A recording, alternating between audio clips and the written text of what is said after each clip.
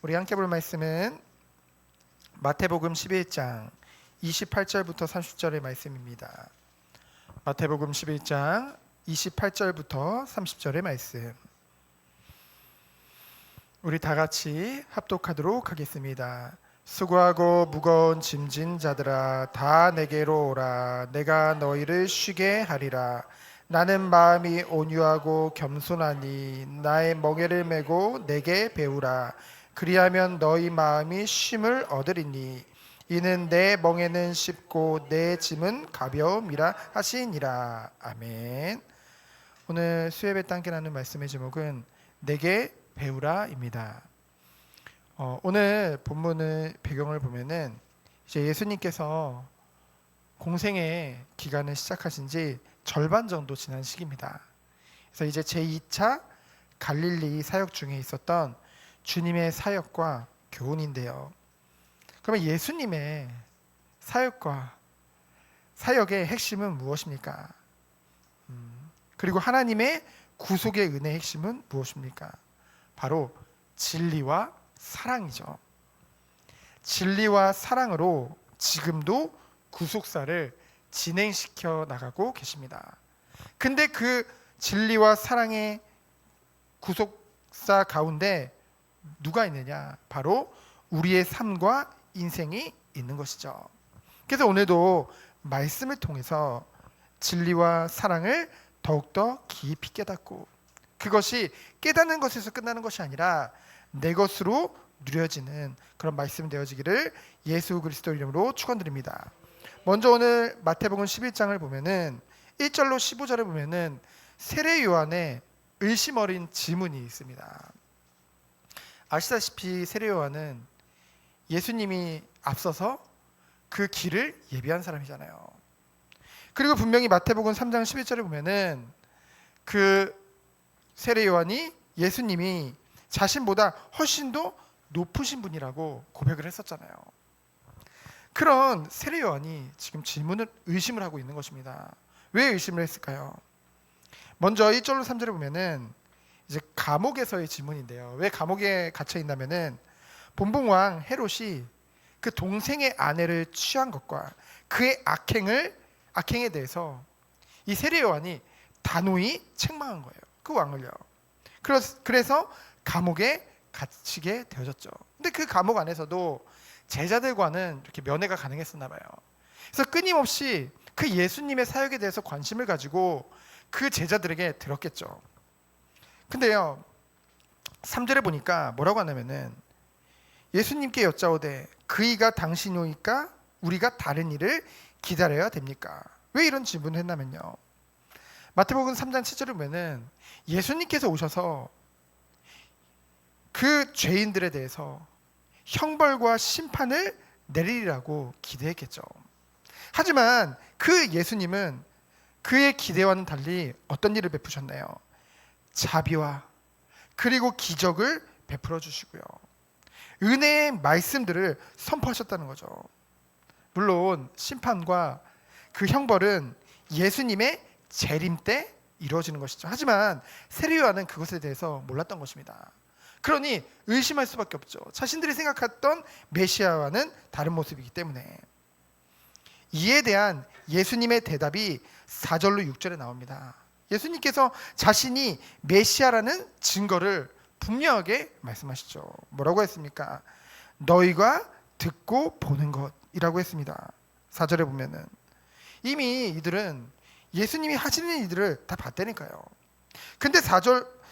근데 그 예수님의 기적과 이적을 다 봤지만은 그것에 대해서 예수님께서 말씀하시지 않으시고 뭐라고 하십니까?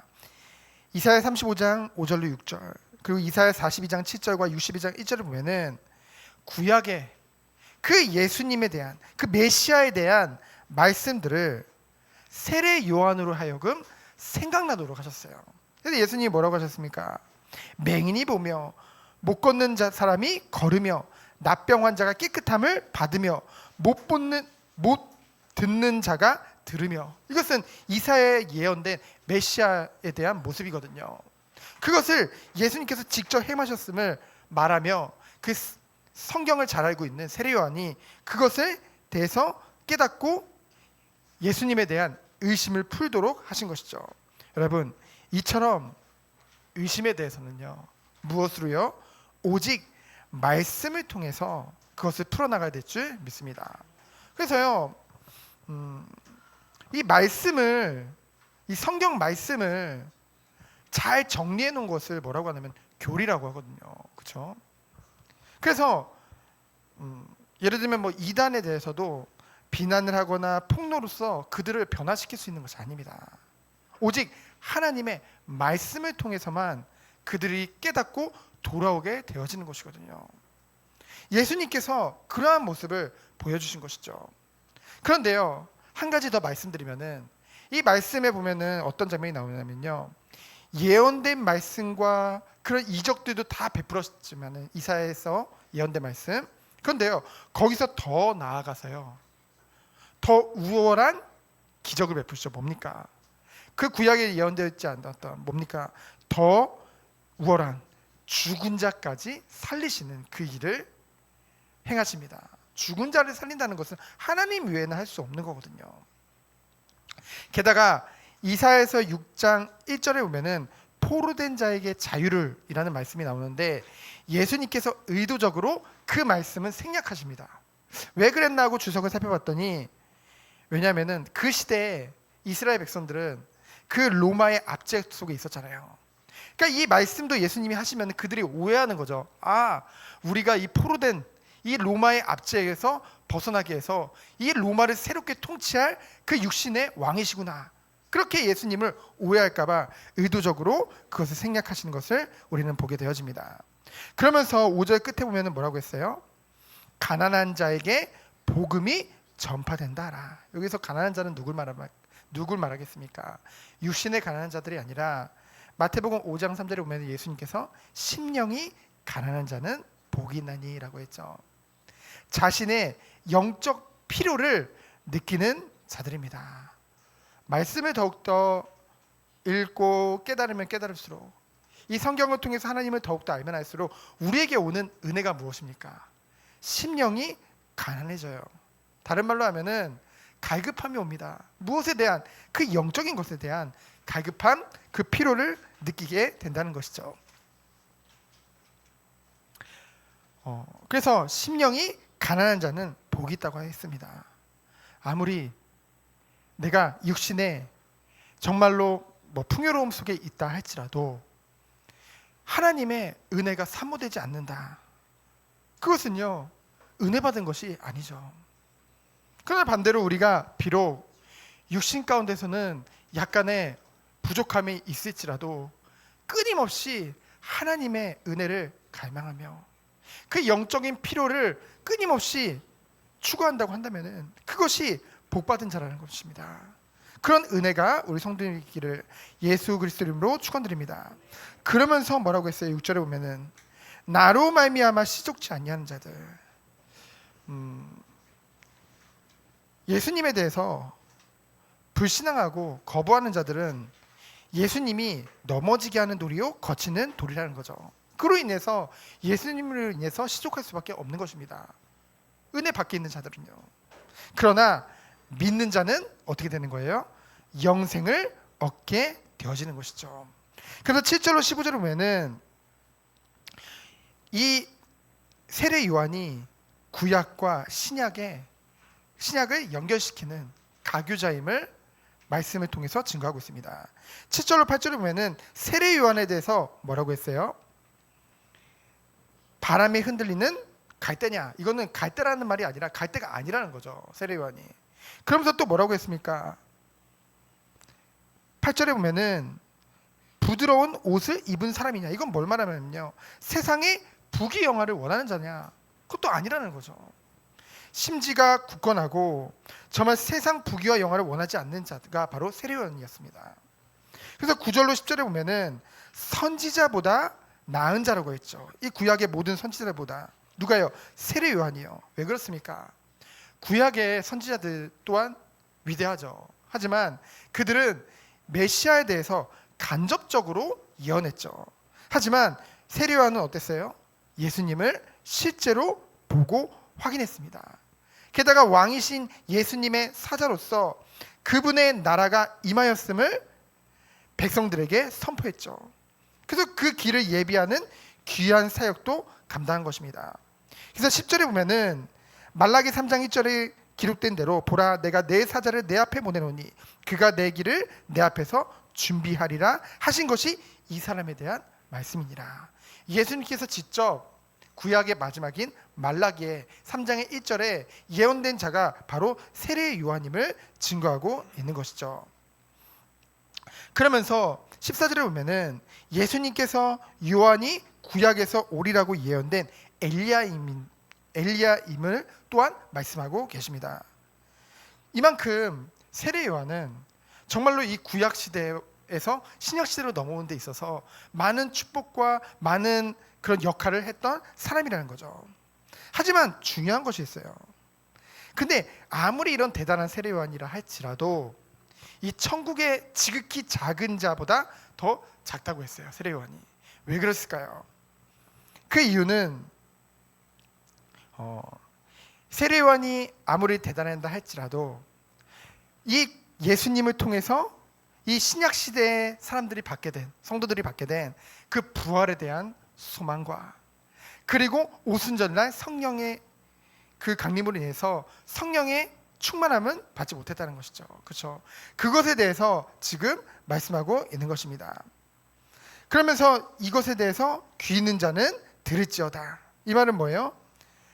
정말로 하나님의 은혜를 받은 자들만이 이것을 듣고 마음에 담게 되어지는 것입니다. 우리가 말씀을 예배 시간에 받잖아요. 그리고 우리가 예배뿐만이 아니라 가정에서도 끊임없이 말씀을 보고 이렇게 말씀에 이제 우리가 귀를 기울이게 되어지는데요. 중요한 것은 그 말씀이 그냥 흘러가는 것이냐 아니면 주의 깊게 듣고 내 마음에 담느냐. 그 우리의 심정이 너무나도 중요하다는 것입니다. 그러면서 두 번째로 보면은 회개치 않는 자들에 대해서 예수님께서 경고하고 계십니다. 16절에 보면은 이 세대라고 했죠. 어떤 세대를 말할까요? 당시 백성들이 지금도 마찬가지지만은 영적인 것에 무지하고 그러다 보니 변덕스러울 수밖에 없는 그런 백성들의 영적 상태를 보고서 예수님께서는 어떤 심정을 가지셨냐? 괴로운 심정을 가지셨습니다. 여러분, 우리에게 이러한 심정이 있어야 될 줄 믿습니다. 그러면서 뭐라고 했습니까? 17절에 보면은 뭐라고 말씀이 나오냐면요. 피리를 부는 자가 나오죠.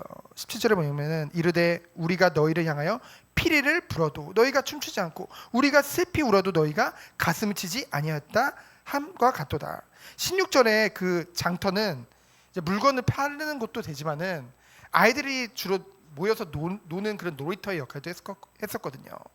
그래서 피리를 분다는 것은 결혼놀이입니다. 이제 결혼놀이를 하면 보통 춤을 추잖아요.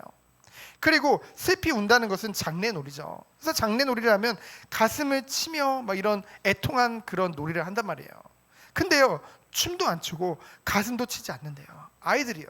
이건 무엇을 말하면요, 아무런 반응이 없는 무감각한 아이들의 상태를 당시 사람들에게 적용해서 예수님께서 비유적으로 말씀하시는 것입니다. 그래서 무엇을 말하냐면요, 세례 요한이 먼저 와서 회개를 외쳤지만은 아무도 그것에 반응하지 않았어요. 그리고 예수님께서 천국 복음을 가는 곳마다 증거하셨지만은 여전히 반응하지 않았습니다. 오히려 세례 요한과 예수님에 대해서 우리와 맞지 않아, 저가 말하는 것은 우리랑 맞지 않아, 그래서 오히려 그들을 배척하고 멸시하고 핍박했잖아요. 지금의 모습들도 그렇다는 것이죠. 그러면서 18절로 19절에 보면은 이제 세례 요한에 대해서 뭐라고 말합니까?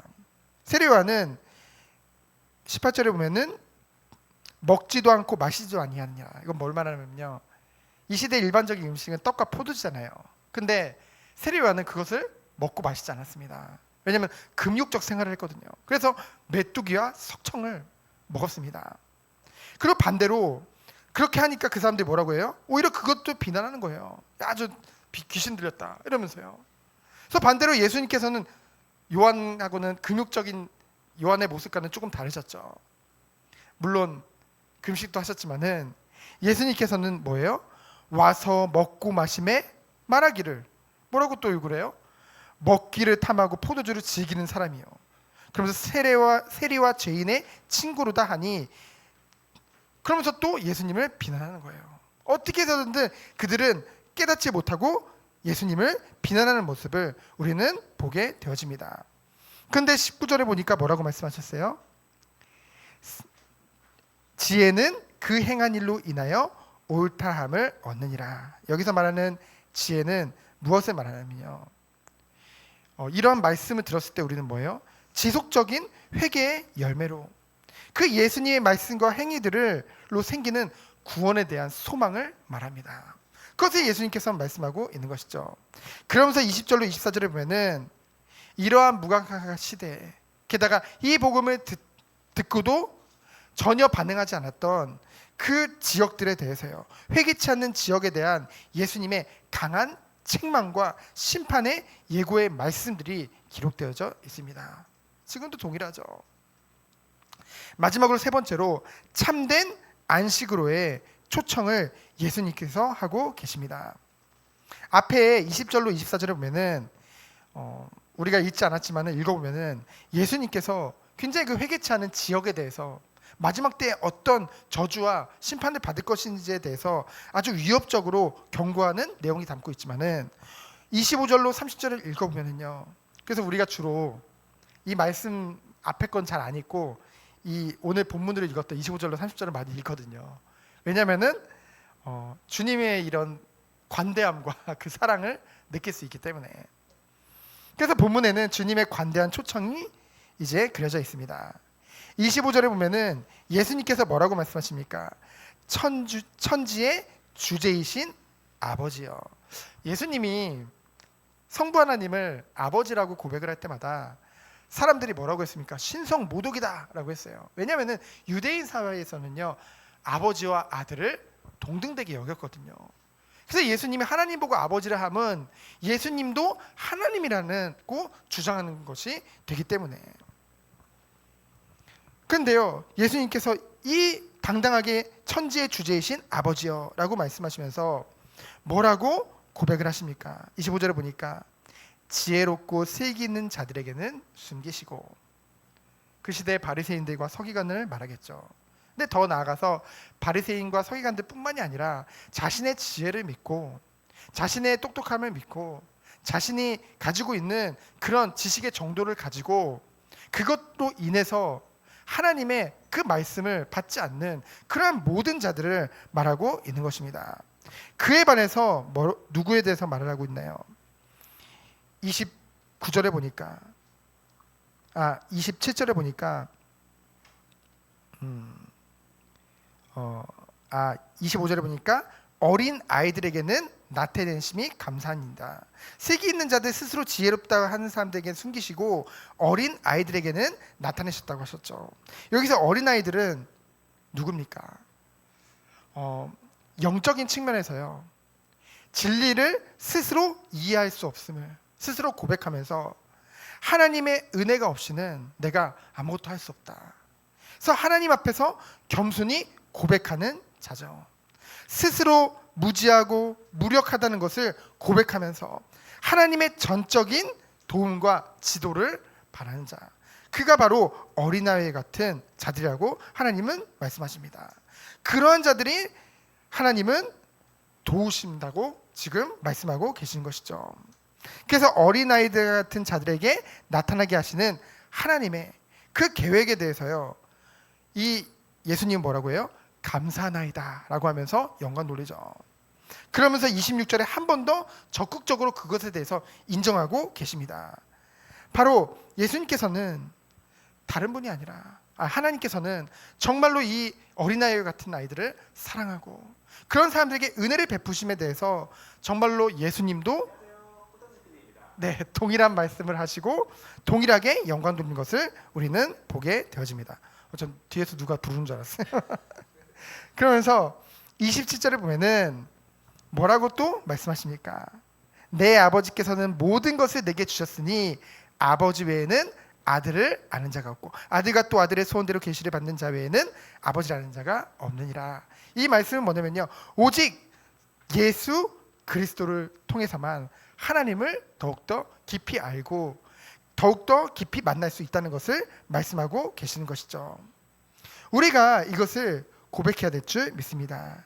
그래서 28절에 보니까 죄와 그 열매의 짐을 가진 자들은 어때요? 수고하고 무거운 짐을 졌다고 했는데요, 이 짐이 어디서부터 온 것입니까?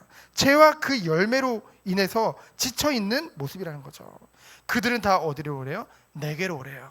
내가 너희를 쉬게 하리라. 왜요? 예수님과 하나님과 동등되어지고, 그리고 예수님을 통해서만 그 하나님의 그 무한하신 사랑과 그 은혜를 누릴 수 있기 때문에, 그래서 그것을 근거로 해서 예수님께서 지금 수고하고 무거운 모든 자들을 초청하고 계시는 것입니다. 그래서 우리 또한 이 은혜와 이 사랑으로 인해서 구원받게 되어진 것이죠. 그러면서 중요한 말씀하십니다. 나는 마음이 온유하고 겸손하니. 여러분, 온유하다는 것을 착각하면 안 됩니다. 이제 구약의 온유한 자의 대표가 누굽니까? 모세죠. 이 온유함이라는 것은 무조건 부드럽고 착한 것을 말하는 것이 아닙니다. 어떤 뜻이냐면요, 온유함은 자기 마음을 하나님께만 고정하고 모든 것을 하나님께 신뢰하며 의탁하는 가운데, 그렇기 때문에 하나님께 모든 걸 맡겼기 때문에 그것이 인정되고 믿어지기 때문에 뭐예요? 그로부터 생기는 온화함과 관대함과 친절함을 의미합니다. 그래서 온유한 자들은 결국은 하나님을 믿는 자가 온유할 수밖에 없는 거예요. 그러면서 또한 뭡니까? 겸손은 무엇입니까? 하나님께 대한 자발적인 헌신과 다른 사람을 위해 자신을 주어 그들을 섬기는 데서 발생되는 모습이라는 거죠. 그래서 대표적으로 예수님을 겸손의 왕이라고 하잖아요. 이 모습은요, 굴욕적인 모습이 아닙니다. 하나님 앞에서 스스로 자신을 낮추는 모습이라는 거죠. 우리가 정말로 우리 자신을 봤을 때, 정말 하나님 앞에서 우리 자신을 봤을 때 우리는 교만할 수가 없는 거예요. 그렇죠? 교만하다는 것은 어쩌면 하나님을 아직 모른다는 것입니다. 그렇죠? 하나님의 말씀을 모르는 거예요. 하나님이 우리에게 베풀어 주신 사랑을 모르는 거예요. 그래서 사실은 우리가 구원, 복음을 듣고 구원에 대한 확신과 그것이 어디서부터 시작됩니까? 아, 이 복음을 들으니까 감사하다, 거기서 시작됩니까? 아니요. 정말로 복음을 들으면요, 내가 죄인이구나, 그것이 깨달아집니다. 거기서부터 무엇으로 시작이 되는 거예요? 회개로부터 시작되는 것입니다. 그렇죠? 근데 그 회개가 거기서 끝나는 것이 아니라 우리의 삶 가운데 계속 회개의 일들이 계속 일어나게 된다는 것이죠. 삶의 중심이, 그래서 정말 신자의, 믿는 자의 삶의 중심에는 무엇이 있습니까? 회개가 있습니다. 왜냐하면 연약한 육신을 가지고 아직도 살고 있기 때문에, 죄성을 가지고 있기 때문에. 그래서 주님 품에 안기는 그날까지 끊임없이 그 죄와 싸우는 자, 그것이 바로 성도가 가게 길인 것이죠. 그것에 대해서 예수님께서 말씀하시고 계시는 것입니다. 그래서 예수님의 모습을 닮아라, 예수님을 닮아라. 그렇죠? 그것이 우리에게 너무나도 중요하다는 것이죠. 그래서 예수님께서는 이 온유와 겸손의 모습을 어디서 완성하셨어요? 십자가에서 완전히 완성하셨죠. 그래서 우리는 그 십자가가 미련한 것이 아니요 능력이라고 고백하는 것입니다. 이 의미를 너무나도 알기 때문에. 그러면서 예수님께서 뭐라고 말씀하셨습니까? 나의 멍에를 메고, 그러면서 내 멍에는 쉽고 내 짐은 가벼움이라 라고 말씀하시죠. 내 멍에를 메고 내게 배우라고 말씀하십니다. 나의 멍에는 뭐냐? 멍에라는 것은 사전적인 의미는 두 마리의 짐승이 함께 밭을 갈거나 짐수레를 끌도록 하기 위한 나무로 만든 무거운 틀이래요.